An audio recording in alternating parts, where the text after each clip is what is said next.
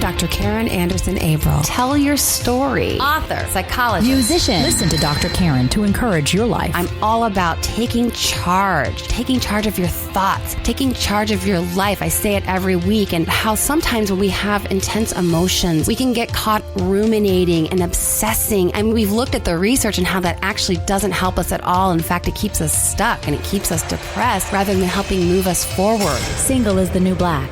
Don't wear white till it's right. Very important. Very important. What are they doing to keep that excitement and that in-love feeling? Channel a path to a more authentic you. Okay, this week, fight all you want, but whenever you fight, you have to hold hands. Learn how to have true intimacy. Yeah, bottle that up and sell it. We want to make sure that the activities we're doing together are charging us up, getting us excited, giving us pleasurable feelings, and then helping us stay attracted to one another. Dr. Karin Anderson-Abel. Love and Life. I'm all about living authentically and finding the best version of you and living life to its fullest. Turn up your dial. Get connected. You're listening to Dr. Karin on Love and Life right now.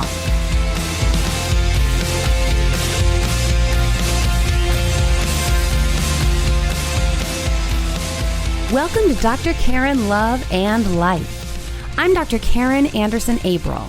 On Love and Life, we cover it all. We look at how to have true intimacy in romantic relationships, more meaningful friendships, healthier family connections, more fulfilling careers, and we delve into what psych research teaches us about living happy, hopeful, positive, and authentic lives. Today's episode is a Q&A with all the single ladies.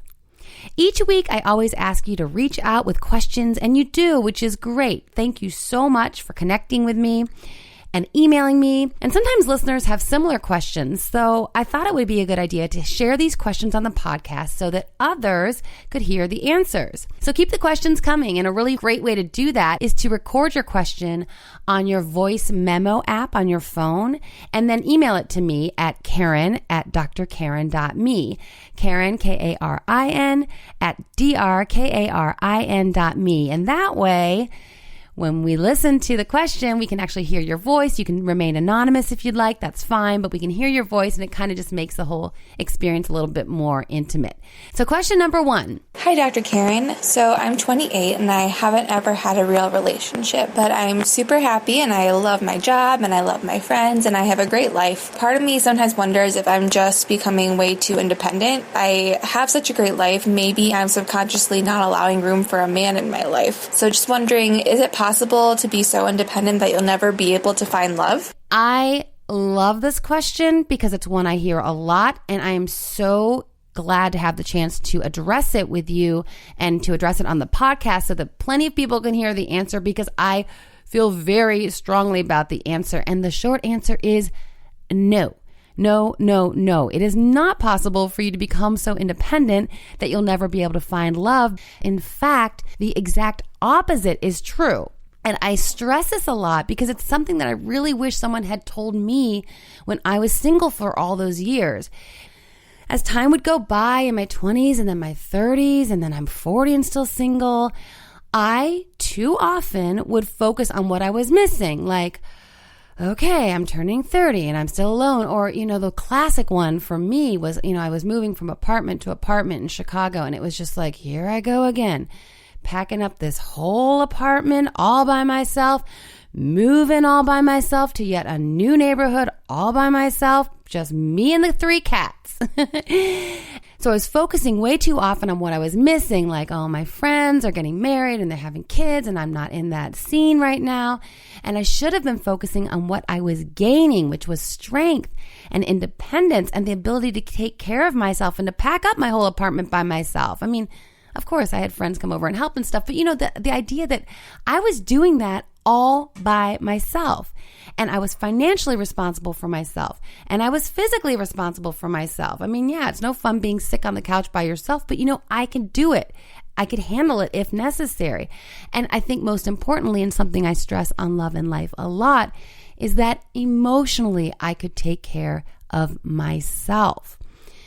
So what I stress here to answer this question is that the years you spend alone prepare you to be a better partner eventually, because you mature in so many ways. And when you do meet someone, you show up as a grown-up. And I didn't come up with that phrase myself. I wish I had. I think that's from Dr. Robin, who used to be on Oprah's show years ago, a relationship expert. But the idea is that you show up as a grown-up and you meet someone who's also a grown-up, and then you partner through life, hand in hand. You lean on each other, but you don't utterly depend on each other for support and navigating your way through life. And so a concern I have is that when people are independent, they sometimes, again, see what they're missing, or they see that there could be a negative. Like, I hear this often. She's getting so independent. She's probably stuck in her ways and she'll never bend. When the right one comes along, she'll miss out because she won't be willing to make compromises. And that's not true at all, because when you're more independent, you become emotionally mature. So of course you're willing to make a compromise if it's with the right person. I mean, you're not going to compromise your values or your ethics or your morals, but you'll make a compromise. Like, if someone's geographically challenged, you'll move if necessary. I mean, those small compromises will be totally worth it, and you'll be able to see that they're worth it because you're mature and you're approaching this relationship with a rational approach, and you're not approaching this relationship out of a neediness or a dependence. And one other issue I want to address on this topic is something I hear a lot too from women. Something like, well, I just must be so emotionally unavailable because these relationships aren't working out. Or, oh, I know for sure I sabotaged that last relationship. It's me. I must be doing something wrong. And here's something that people always forget. And so again, I'm so glad to have the chance to address this on the podcast. If you're emotionally unavailable, it's because you're not supposed to be available for that particular person. And if you've sabotaged a relationship, it's very likely because part of you knew that that was not the right relationship for you. So you got out of it. Now, another part of you wanted to be in that relationship and wanted to make it work no matter what, because that part of you is lonely, or that part of you hates the dating scene, which I get, which I affectionately call the dating scene the jungle, because it's a jungle out there. And so that part of you that is like, I just want to find someone so I can be done with the search and just move on with my life.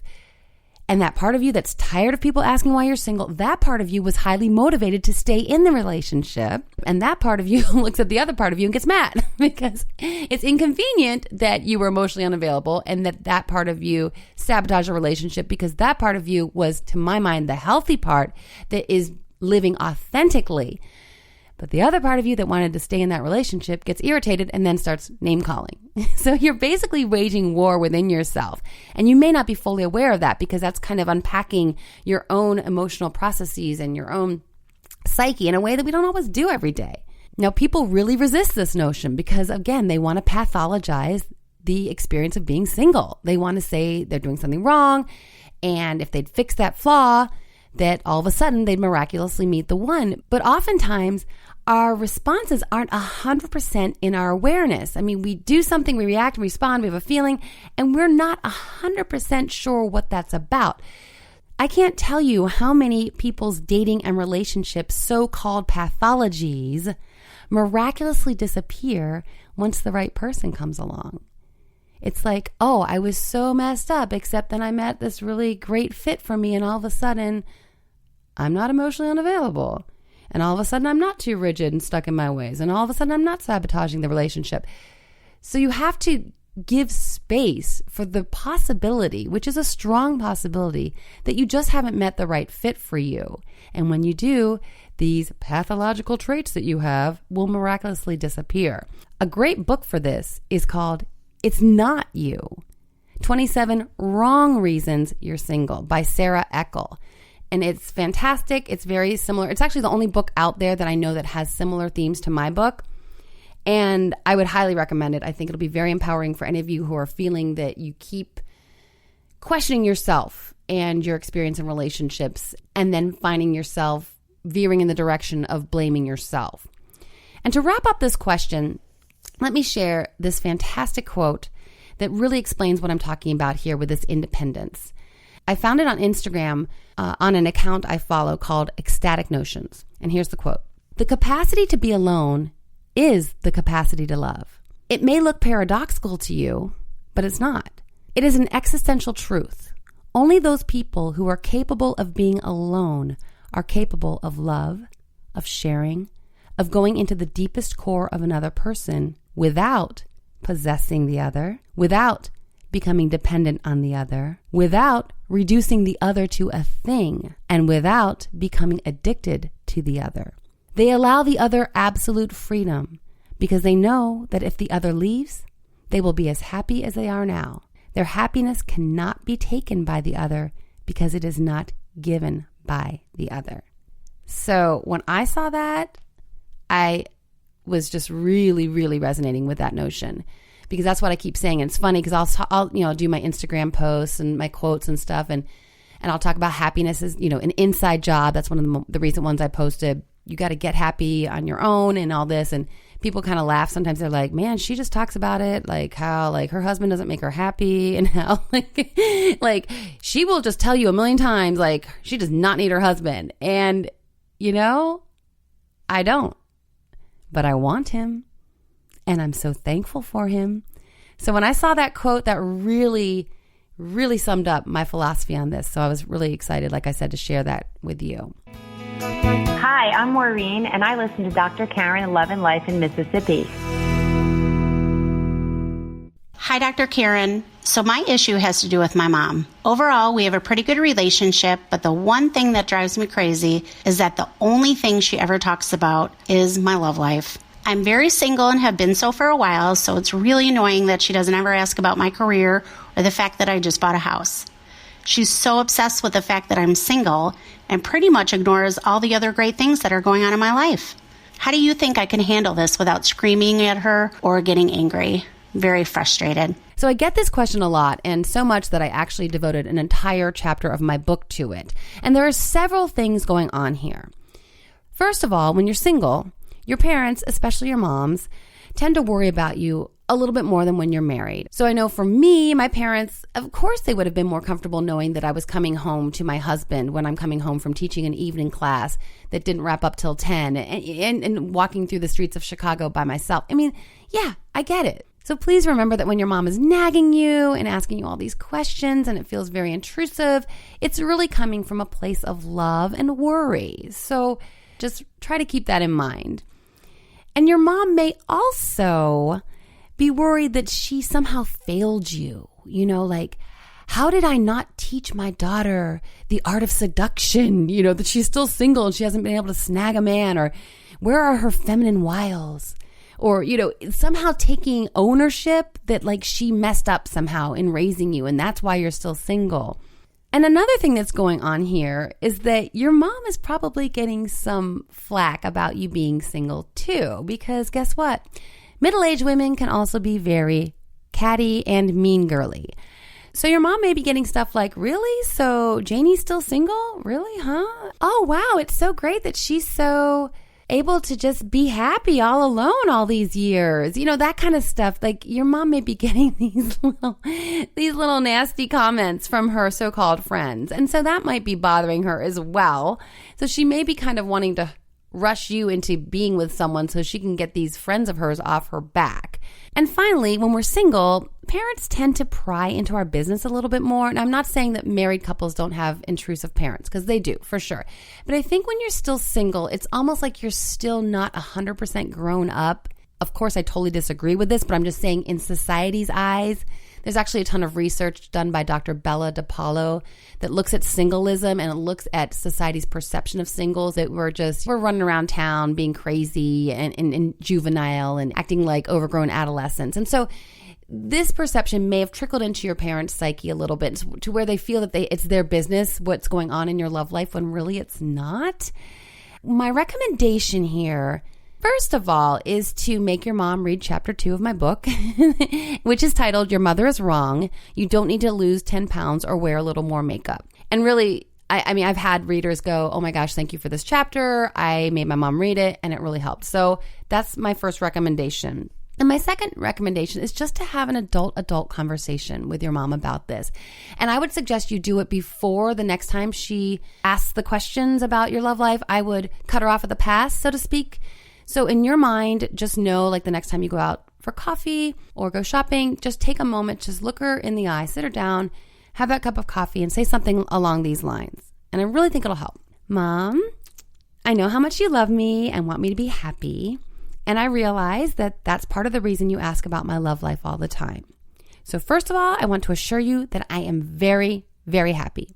And I know it's hard for you sometimes because you want me to be married, and that would help you maybe not worry about me so much. But here's the great thing, is you don't have to worry about me because I'm already happy and living a great life. And it's actually possible to have a great life when you're single, and then you can laugh, ha ha ha, right? I mean, comic relief is good. And then you can continue on with something like this.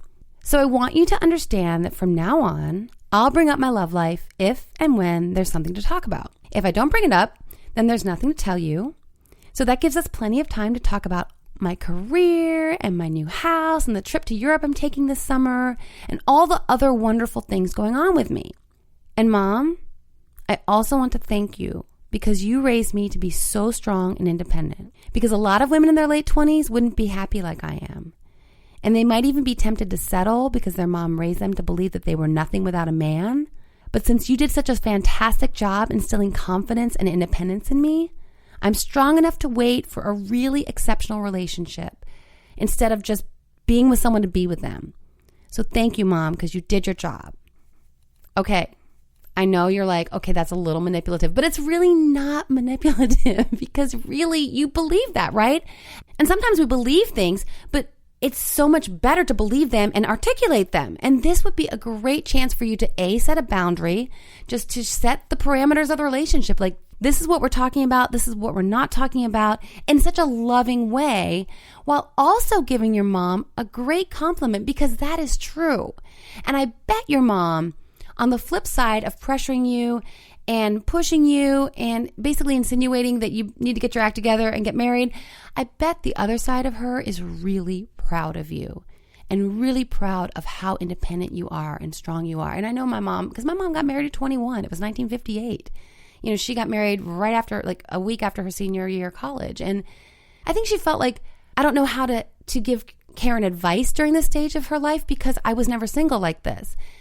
And so she definitely wanted to have her career in place before having kids and stuff, but she wanted to do that with a husband. And that was totally normal for the times. But I think the other side of her was so proud of me. Oh my gosh, look at Karin. And this is something she shared with me recently that, now that my father's passed away, when she has lonely moments, she says things like to herself, she says, Karin was single all those years and she must have been alone and lonely. So if she can do it, I can do it. So it's like she was the one who taught me to be strong and independent. And now she looks to me, and that strength she instilled in me, she now derives strength from, which is really kind of beautiful. So I really encourage you. I don't know what your relationship is like with your mom, but I really encourage you to have that conversation. I think it could be really powerful and really change the dynamics of your relationship. Hi, I'm Miriam Connor, and I listen to Dr. Karin Love and Life in Cleveland, Ohio.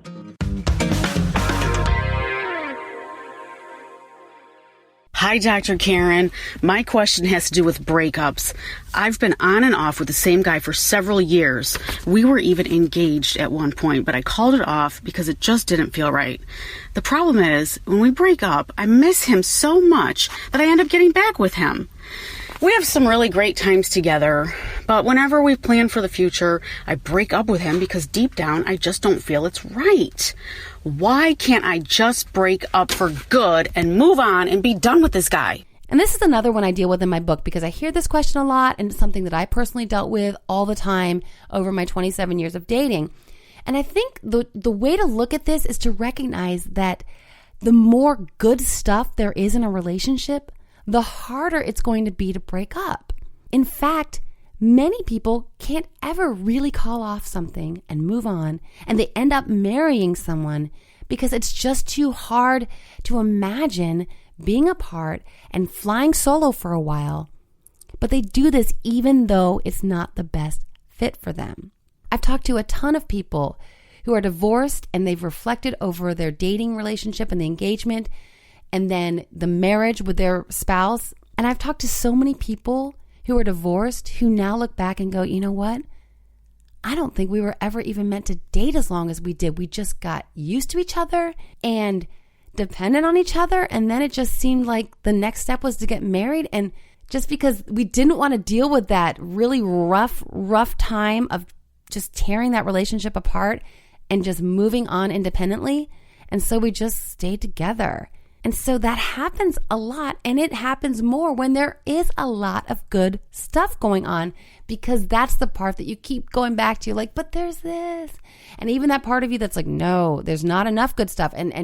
Or no, there's major deal breakers that outweigh the good stuff. So because there's so much good stuff, it makes it harder to just rip off that Band-Aid and get back out there, which is a pain, as we talked about earlier in the program.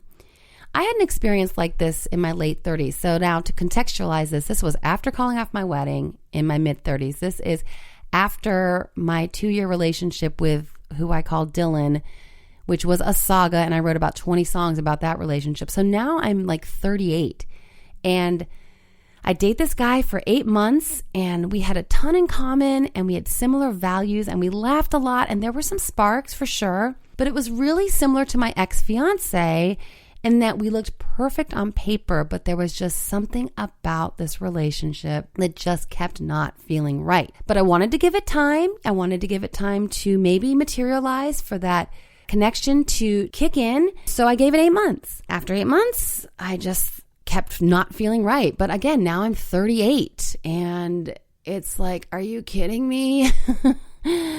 But I broke up with him, and I remember calling one of my best friends after we broke up, and I was crying and hysterical, and I was also confused because I was like, why am I crying so much? What are these tears about? Because I wasn't even that into him, and it was only 8 months, which 8 months is a long time for some people, but not for me, who, called off an engagement already. And her response was really helpful. She said, listen, you were trying to make it work. You put in some time and energy, and you had a lot of hope that maybe you'd find that tipping point where things would come together for you two, because there was a lot of good stuff there. And despite the fact that he wasn't the right one for you and it was only 8 months, it's still a pain in the butt to get back out there again and be single again. And you put a lot of energy, and you're 38 now. And she was just validating that it was okay to feel like a mess, even though this wasn't like the crushing relationship that Dylan was, or, the crushing event of calling off my wedding. And here's the crazy thing though. At 38, even though I'd been through all those other relationships and I knew about breaking up and the tendency to just want to be together just for comfort's sake and everything, even though I knew all that, I still went ahead. And after we broke up, we still saw each other for like 2 months. We weren't technically dating, but we still just hung out and got together after work. And it was just a security blanket thing, because neither of us was fully prepared to move on. We just didn't want to make the break, which is why I never made a clean break. I'm just going to admit that to you, which is why I wrote a chapter in the book, more so in this case to say, hey, learn from my mistakes. And really looking back, it was just too uncomfortable. And I just didn't want to sit with the discomfort of feeling alone, feeling that void, and then having to muster up the wherewithal to get back out there again. I just didn't want to do it. So I would get back with someone, go hang out with an ex just to fill that void for a while. So one more recommendation for this question, read chapter 9 in my book, Don't Get Back Together with Your Ex, The Definition of Insanity. Just to remind anyone who's not familiar with that quote, the definition of insanity is doing the same thing over again, expecting different results. Thanks again for your questions. The love and life hack for today is keep asking questions, but ask the right people so you get the right perspective. And that may mean asking someone like me who's been there, felt that, right? Because asking your best friend who met her husband in 8th grade about what you're dealing with as a 32-year-old single woman, she probably, despite how much she loves you, she probably doesn't have a lot to offer you in this realm. Or asking your mom, like we've talked about, that may not go so well either. So ask the right people. Ask other people who are out here and have the experience of dating in the new millennium, and make sure that you're asking those questions so that you can get that perspective shift, so you can get some ways to look at your single experience and ways to look at dating and relationships that can be helpful, help you take control of your thoughts so that you're not feeling disappointed and discouraged, but you're feeling empowered and ready to tackle the jungle that is the dating scene. You can find me at my website, www.drkarin.me. On Twitter, I'm at Dr. Karin Anderson. Facebook, Dr. Karin Anderson Abril. Instagram, I'm at Dr. Karin. And I'd love to hear from you, so keep those questions coming. I'm at Karin@drkarin.me. Thank you so much for subscribing and liking the podcast on iTunes and SoundCloud. We're also on Stitcher and Spreaker. If you head over to my website, please sign up for my Love and Life newsletter. I send out 1 or 2 emails a month, just letting you know what we're covering on the podcast, what I'm blogging about, and any appearances I might be making. Let me know if you have any topics you want me to cover. I want this to be your show as much as it is mine. Thanks to my producer, Michelle Musso, and my communications manager, Dale Gregory. Take charge of your thoughts. Take charge of your life. This is Dr. Karin Anderson Averill. Thanks so much for listening. Until next time, make it a great week.